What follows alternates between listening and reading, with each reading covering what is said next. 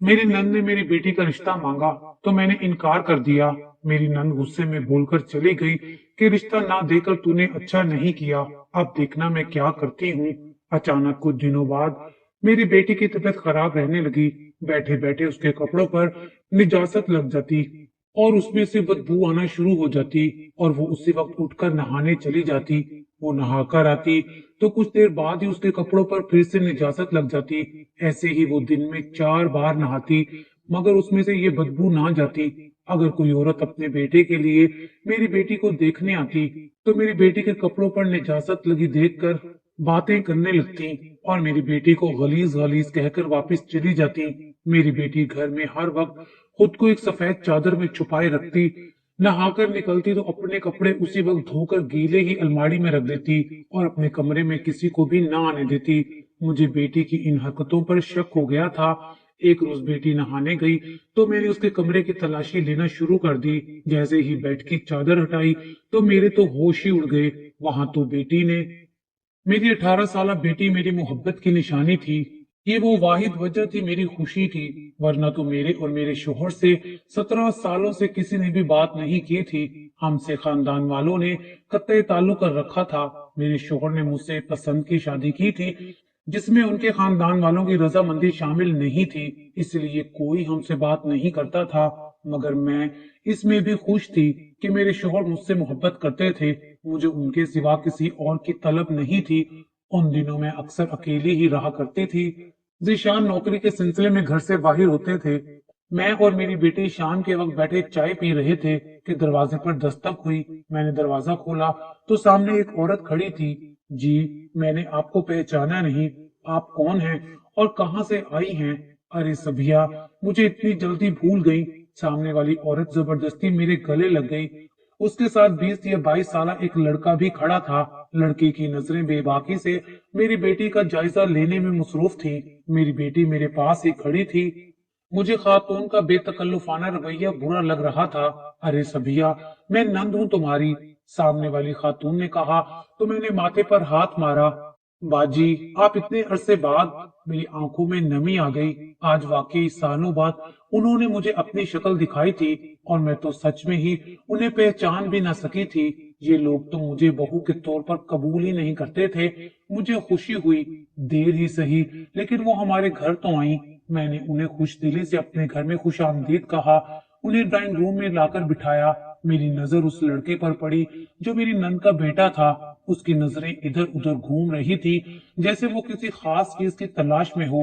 उस लड़के ने अपने बाल बढ़ाए हुए थे और उसका हुलिया मुझे आवारा लड़कों की तरह लग रहा था। मुझे अपनी नंद का रवैया तो अच्छा लगा मगर उनके घर आने पर खुशी हुई।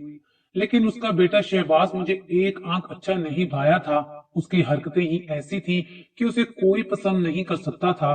बहरहाल नंद के आने की खुशी में मैंने उनकी उन हरकतों को नजरअंदाज कर दिया। अब शाम के तकरीबन 7 बज गए थे। मेरे शोहर के आने का वक्त था कि मेरी नंद बेचैनी से इधर उधर टहलने लगी। उसके अंदाज बता रहे थे कि वो कोई खास मकसद के लिए हमारे घर आई है। मैंने उससे कई बार पूछा मगर उसने मुझे ना बताया। कहने लगी भाईजान आएंगे तो उन्हें ये बात बताऊंगी। थोड़ी देर के बाद दरवाजे पर दस्तक हुई। मेरे शोहर घर आ चुके थे। मैंने उन्हें उनकी बहन के बारे में बताया तो वो बहुत खुश हुए। बहन भी उनसे मिली तो गले लगकर खूब रोई, भाई से खूब प्यार जताया। थोड़ी देर के बाद हालात नॉर्मल हुए तो रात के खाने पर मेरी नंद ने मेरी बेटी का हाथ मेरे शोहर से मांग दिया। ये बात सुनकर मुझे कुछ खास अच्छा नहीं लगा था क्योंकि मुझे शहबाज बिल्कुल पसंद नहीं आया था। मगर मेरी नंद बोली, भाई साहब, आपके अपने खानदान से ताल्लुकात वैसे भी खराब हैं। ये रिश्ता हो जाएगा तो एक बार फिर से आप अपने खानदान से जुड़ जाएंगे। वैसे भी आप कितने अरसे से अलग रह रहे हैं। खानदान में हर चीज की जरूरत पड़ती है। आप कभी कल अपने जरूर याद आएंगे। बेहतर है कि आप ये रिश्ता कबूल कर लें। बड़ी आपा ने दबे लफ्जों में ब्लैकमेलिंग शुरू कर दी। मुझे उनका ये अंदाज बहुत बुरा लगा मगर उस वक्त कुछ कह नहीं सकती थी क्योंकि मेरे शोहर मेरी इज्जत करते थे और मैं भी कभी उन्हें शर्मिंदा नहीं करती थी।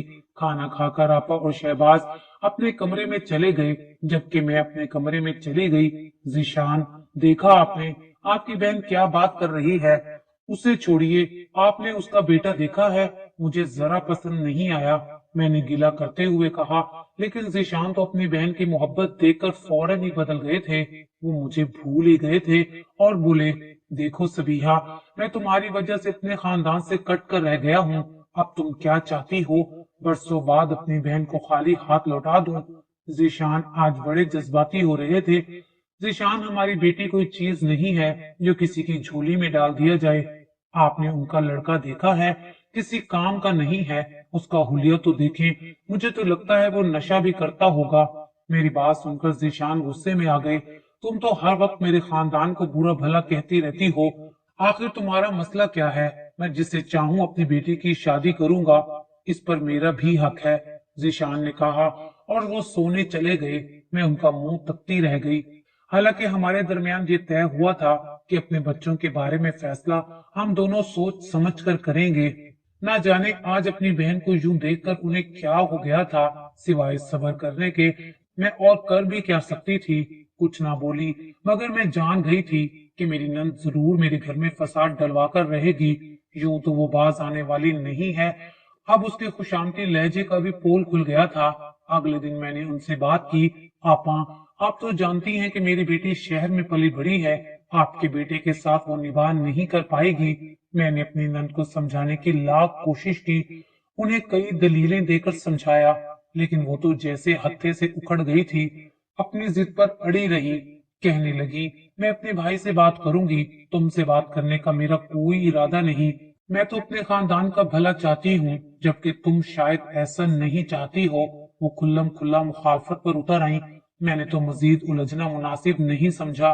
मैं अपने शोहर के आने का इंतजार कर रही थी। आज उनका रवैया बदला बदला सा था। वो मुझसे खिंचे खिंचे नजर आ रहे थे। मैंने उनसे कई बार बात करने की कोशिश की, मगर उनकी मोहब्बत जैसे मांद पड़ गई थी। वो मेरी कोई बात सुन ही नहीं रहे थे। इस सब की वजह से मेरी बेटी भी बहुत परेशान थी। जब से मेरी नंद आई थी, वो ज्यादातर अपने कमरे में ही बंद रहती। मैंने देखा वो गुमसुम रहने लगी थी। वो जब भी मेरी नंद के बेटे के सामने आती, तो वो तो उसे घूरता ही रहता था। उसमें कोई शर्मो हया वाली बात भी नहीं थी। मैं बेटी से कोई बात पूछती तो वो यूं सर हिलाती, जैसे मुझे सुन ही ना रही हो, बल्कि कहीं और ही खोई हुई हो। उसकी हालत का मुझे बहुत अफसोस था, लेकिन मैं अपने शोहर की वजह से ज्यादा परेशान थी कि कहीं वो बेटी का रिश्ता आपा के बेटे के साथ ही न कर दे। उस दिन रात को सोने के लिए लेटी तो मुझे नींद आ रही थी। जिशान के खराटे पूरे कमरे में गूंज रहे थे। थोड़ी देर के बाद मुझे घबराहट सी होने लगी। मैं उठकर कमरे से बाहर आई। सोचा कुछ देर सहन में बैठ जाऊं। सहन में जाकर कुर्सी पर बैठी तो दूसरी तरफ से मुझे हल्की सी रोशनी आती नजर आई। मैंने देखा रोशनी मेरी नंद के कमरे की तरफ से आ रही थी। ये वही कमरा था जिसमें वो और उनका बेटा ठहरे हुए थे। मारे तजस्सुस के मैं उसी तरफ चली गई। खिड़की के पास खड़े होकर अंदर देखा तो कमरे में रोशनी जल रही थी। मेरी नंद नीचे फर्श पर बैठी हुई थी। उसके बाल खुले हुए थे, दुपट्टा गले में नहीं था और वो अजीब अंदाज में झूम रही थी। जबकि शहबाज पास ही खड़ा पानी वाली बोतल लेकर दीवार पर कुछ छिड़काव कर रहा था। ये देखकर मुझे सख्त हैरत हुई। मुझे कुछ गड़बड़ का एहसास हुआ। मुझसे मजीद सब्र ना हो सका। मैंने यकदम दरवाजा खोला और अंदर दाखिल हो गई। खुदा का गजब आपा, ये क्या कर रही हैं आप? मेरी बात पर नन ने मुझे चौंक कर देखा। नजर नहीं आ रहा। वो फौरन अपना सर दुपट्टे में ढांपते हुए बोली, मैं इस घर की खुशियों के लिए दुआएं कर रही हूँ। तुम कहाँ से टपक पड़ी हो? उनके लहजे में गुस्सा था। आपा, ये कौन सी दुआ है? मैं जाए नमाज पर बैठकर दुआ कर रही थी और तुम मुझ पर किस तरह का इल्जाम लगा रही हो? आपा ने झूमते हुए कहा कि भाई, आजकल तो नेकी का जमाना ही नहीं है। मैं तो अपने भाई के घर के लिए दुआ कर रही थी, लेकिन तुम तो बड़ी शक्की औरत हो। हाय खुदाया, मैं यहाँ क्यों आ गई? मुझे तो अपने बेटे के लिए मियाँ साहब की बेटी का रिश्ता भी मिल रहा था, जो कि एक सीमेंट फैक्ट्री के मालिक हैं। मगर मैंने तो वो रिश्ता भी ठुकरा दिया, सिर्फ इसलिए कि मैं अपने भाई से नाता जोड़ सकूं। वो सीने पर हाथ मारते हुए रोने लगी। इस सूरत हाल से मैं घबरा गई कि कहीं जीशान ये सब जानकर मुझसे ही झगड़ा शुरू ना कर दे कि मैंने उनकी बहन को रुलाया है। खुदा जाने ये नंदे, जो वैसे तो मुहाजों पर खड़ी रहती हैं, शोहर और भाइयों के आते ही इतना नाजुक मिजाज कैसे हो जाती हैं कि उनका रोना बंद नहीं होता। खैर, मैं भी चुप होकर कमरे से बाहर आ गई। जानती थी कि इस सब का कोई फायदा नहीं, लेकिन मेरी नन की हरकतें अजीब से अजीब तर होती जा रही थी। अगले दिन नाश्ते पर मैंने अपनी बेटी को जबरदस्ती बुलाया, क्योंकि 2 दिन से वो अपने कमरे से नहीं निकली थी। मैंने देखा कि उसमें अजीब सी लड़खड़ाहट थी। वो सही तरीके से चल भी नहीं पा रही थी। सुबह भरपूर नींद से जागी थी, मगर फिर भी अंदाज में अजीब सी थकन थी। मैंने उसे कुर्सी पर बैठने का कहा और वो मेरे करीब बैठी तो मुझे बदबू का एहसास हुआ। मेरी बेटी तो बड़ी साफ सुथरी रहती थी, लेकिन ना जाने क्यों आज उसमें से अजीब सी गंदी बदबू आ रही थी। तभी मैंने उसके कपड़ों पर गौर किया तो निजासत लगी हुई थी। मैंने उसे डांट कर कहा कि जाओ और नहा कर आओ, और नए कपड़े बदलने के बाद परफ्यूम भी लाजमी लगाना। ये देखकर मैंने नामुनासिब समझा कि वो यहाँ बैठे। मेरा इशारा समझकर वो उठ गई। बड़ी आपा मुझे देखकर मुस्कुराने लगी, जैसे मेरी बहुत बड़ी चोरी पकड़ ली हो। मेरी बेटी शायद नहाने चली गई थी। खैर, हमने नाश्ता किया। नाश्ता अच्छे मूड में हुआ। जीशान ने अभी तक आपा को जवाब नहीं दिया था कि वो रिश्ते के बारे में क्या ख्याल रखते हैं, क्योंकि अभी तक हमारी कशीदगी चल रही थी। मेरे पूछे बगैर कोई फैसला वो करते भी नहीं थे, मगर फिर भी एक तरह से उन्होंने अपनी मर्जी जाहिर कर दी थी। जीशान के ऑफिस चले जाने के बाद मेरी नंद बिला वजह मुझसे उलझने लगी, हालांकि मैंने उनसे कुछ भी नहीं कहा था। थोड़ी देर बाद खुद से ही बड़बड़ाती रही और फिर अपना सामान पैक करने लगी। बोली, मैं वापस जा रही हूँ, तुम्हारे साथ रहने का कोई फायदा नहीं है। मैं जानती थी वो ऐसा क्यों कर रही हैं। वही हुआ जिसका डर था। अगले दिन उन्होंने मेरे शोहर को फोन करके खूब भड़काया। कहा कि मैं उनकी इज्जत नहीं करती, उन्हें धक्के देकर घर से निकाला है और गालियां भी दी हैं। जीशान जी बात सुनकर गुस्से में आ गए। उन्होंने इस बात की तहकीक किए बगैर ही मुझे फोन करके खूब सुना दी और कहा कि आइंदा के बाद से मैं तुम्हारी एक भी बात नहीं मानूंगा। जीशान के इस रवैये पर मैं बहुत दिल बर्दाश्ता हुई थी, लेकिन क्या कर सकती थी। जहर का टीका हमारी ज़िंदगी जिंदगी को लग चुका था। अब सिवाय दुआ करने के और कोई चारा नहीं बचा था। खुदा सास और नंदों की चालों से किसी दुश्मन की बेटी को भी बचाए। बहरहाल अपनी इस परेशानी का जिक्र मैंने अपनी एक सहेली से किया। कहने लगी कि जब तक तुम अपनी बेटी का रिश्ता कहीं और नहीं करोगी, तुम्हारी नंद तुम्हारे सर पर मंडलाती ही रहेगी। इससे अच्छा है कि अपनी बेटी की बात कहीं न कहीं पक्की कर दो। हो सकता है उसकी तबीयत भी संभल जाए, क्योंकि वो वक्ती तौर पर किसी सदमे में है और तुम्हारी नंद के नाराज होने का कोई जवाब भी ना बचेगा। सहेली की तजवीज मुझे माकूल लगी। अंदर ही अंदर मैंने रिश्तों की तलाश शुरू कर दी। एक मासी से कह रखा था कि जैसे ही कोई अच्छा रिश्ता आए मुझे इत्तला कर दे, बल्कि उन्हें मेरे घर भी ले आए। लेकिन मुझे उसने कहा कि मेरी नजर में एक लड़का है जो काफी पढ़ा लिखा भी है और उसकी माकूल तनख्वाह भी है। अगर तुम कहो तो मैं उनसे बात करूं। मुझे भला और क्या चाहिए था। मैंने उन्हें जल्दी से हाँ कह दिया कि वो जब भी हमारे घर आना चाहें आप उन्हें ले आएं। जुबैदा आंटी ने ऐसा ही किया। रिश्ते वालों को फौरन ही अगले हफ्ते मेरे घर लेकर आ गईं। मैंने उनकी खातिर तवाज़ा में कोई कमी नहीं छोड़ी थी। थोड़ी देर के बाद मैंने अपनी बेटी को उनके सामने चाय लाने को कहा। मेरी बेटी उनके लिए चाय और बिस्किट लाई तो कमरे में बदबू ही बदबू फैल गई। ये देखकर मुझे सख्त शर्मिंदगी हुई। सामने कोई 10 मेहमान बैठे थे।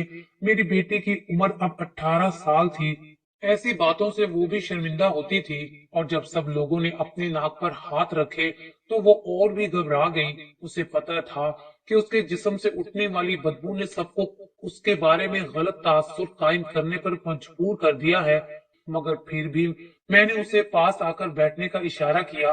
वो पास आकर बैठी तो उसके वजूद से उठने वाली बदबू पहले से भी ज्यादा हो गई। मुझे सख्त शर्मिंदगी हुई। तभी उनमें से एक औरत ने मुझे कहा, आपकी बेटी के कपड़ों पर निजासत लगी हुई है। हो सकता है ये निजासत बाथरूम की सफाई करते वक्त इसके कपड़ों पर लग गई हो। मुझे उसकी बात पर बहुत ही शर्मिंदगी हुई थी। मैंने अपनी बेटी को अंदर जाने का कहा। वो वहां से उठकर चली गई। उसके जाने के बाद मैंने देखा रिश्ता लाने वालों के चेहरे पर नागवारी के असरात छाए हुए थे। यकीनन उन्हें मेरी बेटी पसंद नहीं आई होगी। वो भी थकी थकी सी थी। ऐसे लग रहा था कि उसकी आंखों में कई सालों की नींद है। मुझे इस बात का बहुत दुख हुआ था। बाद में मैंने अपनी बेटी को खूब डांटा कि किसी के सामने आने से पहले इंसान को अपने कपड़े अच्छी तरह से देख लेने चाहिए। इंसान के वजूद से खुशबू नहीं तो कम से कम बदबू तो ना आए। खसूसन लड़की के वजूद से उठने वाली बदबू दूसरे शख्स के दिल में उसके लिए नफरत पैदा कर देती है। मैंने अपनी बेटी को अच्छा खासा डांटा। उसकी आंखों में आंसू आ गए और वो रोते हुए बोली, अम्मी मेरा यकीन करें, मैं तो खुद बहुत परेशान हूँ। मेरे कपड़ों पर यह निजात कैसे लग जाती है, मुझे तो पता ही नहीं चलता। इसी वजह से मैं दिन में 4 बार नहाती हूँ, लेकिन फिर भी ये बदबू नहीं छोड़ती मुझे। मेरी बेटी शाजिया ने इस कदर मासूम लहजे में कहा कि मेरा दिल पिघल गया। मैंने उसकी बात पर पहली बार गौर किया। शाजिया, क्या तुम वाकई दिन में 4 बार नहाती हो और फिर भी तुम्हें पता नहीं चलता कि ये निजात तुम्हारे कपड़ों पर कैसे लग जाती है? मैंने उसे अपने सीने से लगाते हुए कहा तो वो बच्चों की तरह सहम गई। अम्मा, मैं सच कह रही हूँ, मैं हर वक्त साफ सुथरी रहती हूँ। इस निजात और बदबू का मेरी सफाई से कोई ताल्लुक नहीं है। शाजिया की बात में वजन था। अगले दिन मैं उसे डॉक्टर के पास ले गई। काफी देर शाजिया को चेक करने के बाद डॉक्टर ने कहा, आपकी बेटी को कोई बीमारी नहीं है, शायद कोई नफ्सियाती मसला होगा। हैरत की बात यह थी कि डॉक्टर के क्लिनिक में बैठकर शाजिया से किसी किस्म की बदबू नहीं आ रही थी और कपड़े भी साफ थे। इसीलिए मुझे डॉक्टर को समझाना भी मुश्किल हो रहा था, क्योंकि वो ये बात मान ही नहीं सकता था। और उस वक्त तो शाजिया से कोई बदबू भी नहीं आ रही थी। मैं बेटी को लेकर घर आ गई, मगर दिल सख्त परेशान था। मेरी बेटी बहुत गमजदा हो गई थी और इसी वजह से वो अब घर में भी सफेद चादर पहने रखती थी, ताकि किसी को पता ना चले कि उसके कपड़ों पर निजात लगी है या नहीं। और जब नहाती तो अपने निजात लगे कपड़े खुद ही धो लेती और उन्हें गीला ही अलमारी में रख देती। मेरी बेटी अब बहुत ही अजीब हरकतें करने लगी थी। अपनी इस परेशानी का जिक्र मैंने अपनी एक सहेली से किया तो वो कहने लगी, तुम अपनी बेटी की शादी कर दो, जितनी जल्दी हो सके उसे अपने घर का कर दो। अमूमन ये मसले शादी के बाद ठीक हो जाते हैं, मगर मेरी समझ में नहीं आता था कि मैं अपनी बेटी के इस सिलसिले का क्या हल करूं। मैंने शादी के लिए रिश्ता भी ढूंढा, मगर हर कोई उसे गलीज कहकर इनकार कर जाता। अब एक ही रास्ता बचा था कि उसे किसी आलिम दीन को दिखाया जाए, क्योंकि ये मसला अब जिस्मानी या फिर तिब्बी नहीं था, बल्कि सिर्फ कोई जहनी मसला था। खैर, हमारे जानने वाले शाह साहब से जब मैंने इस बारे में बात की तो वो कहने लगे कि वो घर आकर ही इस मसले का हल बताएंगे।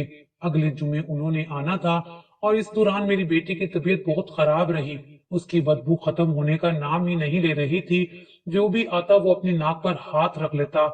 ऐसे में उसकी खुद एतमादी में भी भरपूर कमी आई थी। वो खुद को ही मुजरिम और कसूरवार समझने लगी थी, हालांकि इसमें उसका कोई कसूर नहीं था। मैंने उसे कई बार समझाया, मगर वो हर बार परेशान होती और रोने लगती। मेरा शोहर जिशान भी बहुत परेशान था। अगले जुमे को शाह साहब आए तो मैंने उनके सामने अपना सारा मसला पेश किया। उन्होंने मुझसे एक मुसल्ला लिया और मेरी बेटी के कमरे में चले गए। मेरी बेटी उस वक्त सो रही थी। शाह साहब ने नमाज पढ़ी और दुआ करने के बाद मुझे कहा कि मैं अपनी बेटी का कमरा नए सिरे से धुलवाऊं, इसमें कोई फालतू चीज ना रखूं, और अगर कमरे में से कोई तावीज वगैरह मिले तो उसे फाड़ कर पानी में बहा देना। कमरे में अरके गुलाब और जाफरान के पानी का छिड़काव भी करूं और कुछ दिन इंतजार करूं। शाह साहब की बात पर सवाल करना बनता ही नहीं था। मैंने वैसे ही किया जैसे उन्होंने बताया था। बेटी नहाने गई तो मैंने उसके कमरे की सफाई शुरू कर दी। बेड की चादर हटाई तो ये देखकर मैं हैरान रह गई। वहां से मुझे कुछ अजीब से कागज मिले जिन पर काली स्याही से कुछ लिखा था। अब मुझे यकीन हो गया था ये सब मेरी नन का किया धरा है। मैंने वो कागज फाड़कर पानी में बहा दिए और शोहर को कुछ ना बताया, क्योंकि वो अपनी बहन के बारे में कुछ भी नहीं सुनना चाहते थे। बिलाखिर मेरी बेटी की तबीयत संभलने लगी। वो पहले की तरह निखरती जा रही थी, मगर बदबू अभी थोड़ी बहुत बाकी थी। हम लोग शाह साहब के बताने पर सूरह यासीन का विर्द मुसलसल करते रहे। कुछ दिन गुजर गए थे कि मेरी बेटी की तबीयत संभलने लगी। मैंने शाह साहब को उन तावीजों के बारे में बताया और पूछा कि मुझे बताएं ये सब किसने किया है, ताकि हम उससे बचकर रहें। मगर शाह साहब ने मुझे किसी का नाम ना बताया। कहने लगे कि इस तरह रिश्तों में दरारें पड़ती हैं, बस तुम सूरह यासीन का विर्द किया करो, اللہ ताला से अपने गुनाहों की माफी मांगो तो तुम्हें कुछ भी नहीं होगा, और जिसने भी ये सब किया है उसे अल्लाह ताला जरूर सजा देगा। उनकी बात सही थी, मैंने ज्यादा जिद नहीं की। नमाज रोजे में मसरूफ रहने लगी। एक दिन मैं और जिशान कमरे में बैठे बातें कर रहे थे कि मेरे फोन की घंटी बजने लगी। ऐसा जब भी होता मैं हमेशा लाउड स्पीकर पर बात करती थी ताकि शोर को किसी किस्म की उलझन या शुबह ना हो। मैंने लाउड स्पीकर ऑन किया। दूसरी तरफ से मेरी नन की रोती हुई आवाज आई, मुझे माफ कर दो सबिहा, मैंने बहुत गलत किया। वो हिचकियां ले लेकर रो रही थी। अरे क्या हुआ आपा, आप ऐसे क्यों रो रही हैं? सबिया, मैंने बहुत गलत किया था। तुम्हारी बेटी मुझे अच्छी लगी थी, मगर मेरा बेटा आवारा और निकट्टू था। उसे कोई भी अपनी बेटी देने को तैयार ना था। जब तुमने भी इनकार किया तो मैंने तुम्हारी बेटी पर जादू करवाने की कोशिश की, लेकिन मुझे अपने किए की सजा मिल चुकी है।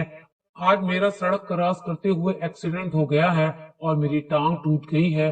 खुदा के लिए मुझे माफ कर दो भाभी। ये बड़ी आपा की आवाज थी जिसने मुझे और जिशान को भी हैरत में डाल दिया था।